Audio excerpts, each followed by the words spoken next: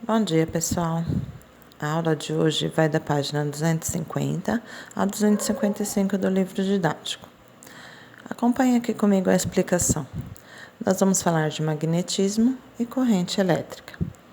Só para lembrar o que é corrente elétrica, é quando as cargas elétricas circulam por um condutor, tá? Lembrando, o condutor é aquele que conduz a energia. No caso aqui, nós vamos utilizar os objetos metálicos, porque eles são excelentes condutores de energia e no caso, eletricidade e também de magnetismo. Para iniciar, tem aqui um experimento, né? Uma aula prática, que se vocês puderem realizar, se vocês tiverem os materiais e puderem realizar, é bastante interessante. O que acontece aqui? O prego, que em sua situação normal não é ímã, né? Ele é condutor de energia. Ele foi forrado, né? Coberto com fio de cobre e com a pilha. Por que a pilha? Porque é ela que vai passar energia através do fio de cobre. Quando isso acontece, quando ela passa a energia para o fio de cobre, esse prego, que inicialmente não era imantado, ele passa a ser. Então, aqui tem os clipes. Ele vai atrair. Bom, qual a importância disso, né? Ele vai virar um eletroímã. Ímã, porque vai conduzir magnetismo, e eletro, porque tem uma certa eletricidade passando por aqui.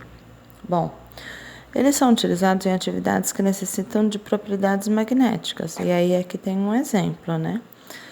Em usinas elétricas, em guindastes, campainha, disjuntores, alto-falantes, alguns brinquedos como carrinho de controle remoto, né? Eles têm essa capacidade de ter esses eletroímãs em seu funcionamento. Aqui fala um pouquinho sobre a descoberta desse eletroímã, né? Então, foi por volta de 1820, o físico dinamarquês Hans Christian Ørsted, ele verificou que a agulha da bússola se movia e apontava para outra direção quando estava próxima de um fio condutor percorrido por corrente elétrica. Então, aqui tem um fio condutor. Nesse fio condutor estava passando eletricidade, ele colocou a bússola lá perto. E ele observou que a agulha da bússola se movia em direção ao fio condutor.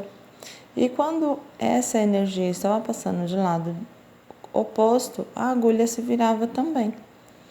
Então, ele verificou que esse movimento seria útil em alguma situação.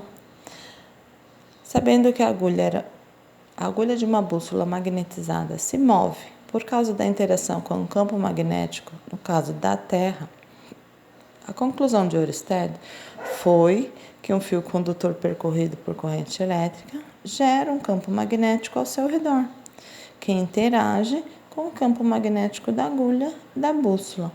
E o nome disso é eletromagnetismo, porque juntou eletricidade e magnetismo.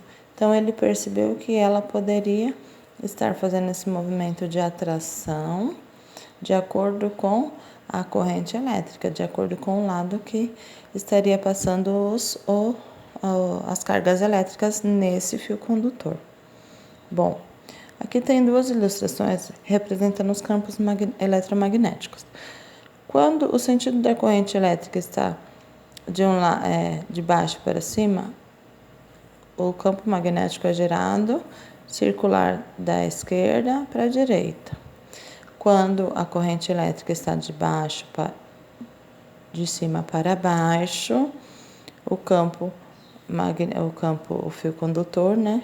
Nesse fio condutor de baixo para cima, o campo magnético vai ser gerado da esquerda para a direita, né? E aí vai surgir esse movimento circular de forma diferente do movimento daqui, ó. Aqui assim e aqui assim, certo? E aí ele observou que isso aqui seria útil na confecção de alguns equipamentos. Então, onde que ele é utilizado, né? Bom, qual a vantagem? Utilização ele pode adquirir propriedades magnéticas e ele vai formar essas correntes elétricas de uma forma que pode ser, como que eu vou explicar assim, que o ímã ele pode ser cortado, a corrente elétrica, ele não, porque um ímã normal ele fica o tempo inteiro atraindo objetos metálicos. Não tem como, só se tirar ele de perto dos objetos. Neste caso, o eletroímã ele não fica usado de forma permanente. Ele só vai ser utilizado quando o equipamento for acionado, quando essa movimentação de elétrons no fio condutor for acionada. De que forma? Através da eletricidade. Então, ele pode ser útil em diversas funções, como eu disse lá, do guindaste, né, de alguns aparelhos eletrônicos, enfim. Citando aqui algumas maneiras de utilização, né? A primeira ideia que se teve aqui foi do carro, né, o carro elétrico. Vantagem, mais econômico e mais silencioso, além de ser menos poluentes e tem baixa taxa de manutenção. É óbvio que não é um carro comum, né? Não é um carro popular, justamente pelo alto custo de produção, mas os benefícios são muito grandes da existência desse carro. Comparando os dois tipos, o sistema tradicional, que é o carro a combustão, utilizado pela maioria dos veículos com atividade de combustível, os combustíveis fósseis fornecem energia para o motor em combustão, que faz sua roda girar. A gente já comentou sobre isso, né? Como que funciona. A combustão, utilizando os combustíveis fósseis, vai levar a energia para todas as peças e fazer o carro funcionar. No caso do sistema elétrico, a bateria fornece energia para o motor elétrico, que faz suas rodas girarem, né? Existem também os sistemas híbridos, eles têm os dois componentes. Então, você pode utilizar tanto o elétrico quanto o tradicional. Aqui, carros com motores elétricos precisam ser ligados a uma tomada especial para a recarga de sua bateria. Em muitas cidades, já são encontradas estações de carregamento de carros elétricos, como mostrado na fotografia abaixo. Então, aqui tem um exemplo de carregamento de um carro elétrico, né? Um abastecimento. Entre as diversas peças que constituem os motores elétricos, uma série de ímãs faz parte de sua composição.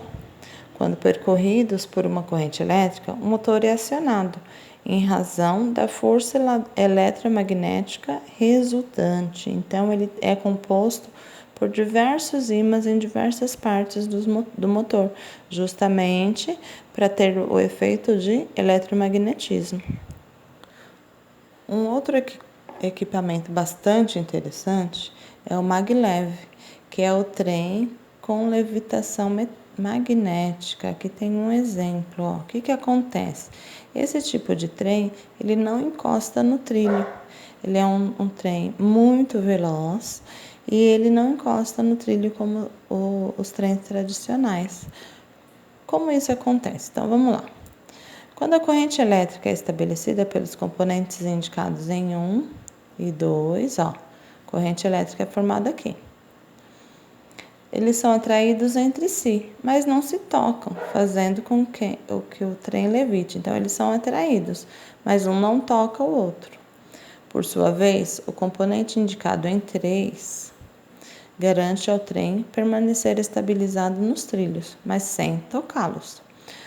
O sistema mostrado na fotografia ao lado está presente em toda a base do maglev e é responsável por sua flutuação. Então, assim, o trilho está aqui. Quando ele começa a se movimentar, ele fica afastado do trilho. Ele não encosta no trilho, essa parte.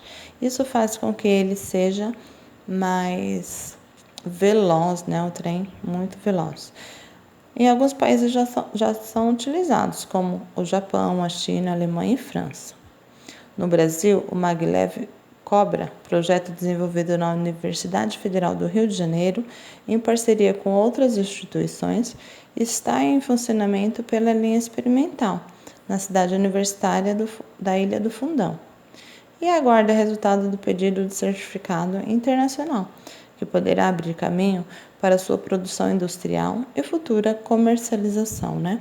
Então, aqui, o uso do eletromagnetismo seria de grande utilidade, principalmente porque a gente sabe os problemas com o transporte público que temos no Brasil, tá bom? Bom, pessoal, era isso. Eu espero que tenha acrescentado aí informações, que vocês tenham compreendido a utilização o que é, né, eletromagnetismo e para que ele serve. Façam a leitura mais detalhada agora do conteúdo e responda as questões abaixo, ok? Tchau, até a próxima aula.